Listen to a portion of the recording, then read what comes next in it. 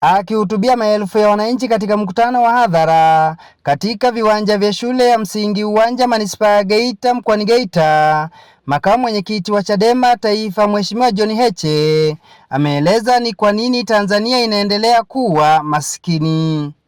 Leo ilitakiwa vyuo vikubwa duniani vya utafiti wa madini, vyuo vikubwa duniani au viwanda vikubwa vya teknolojia ya madini vingekuwa kanda ya Ziwa na Tanzania kwenye dhahabu.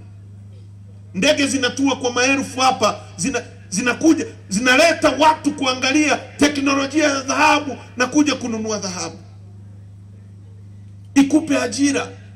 Leo dhahabu inatoka hapa inakwenda kutengenezwa huko. No wonder nchi inayouza Tanzanite kwa wingi duniani ni India.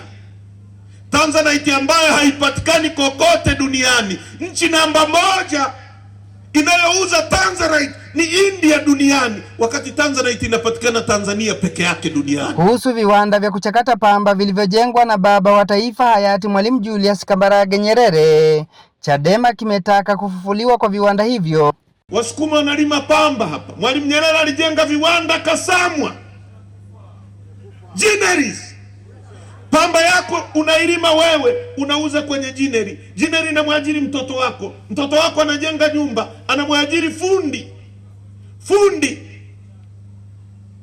ananunua kitanda kwako, pesa inazunguka. Leo pamba inayovunwa Geita inasafirishwa kwenda.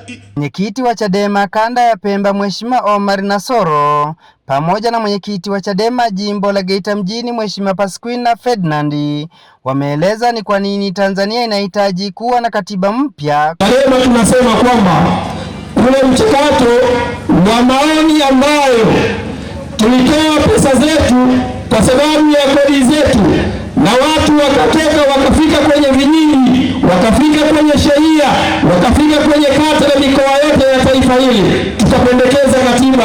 Ile katiba tunaihitaji.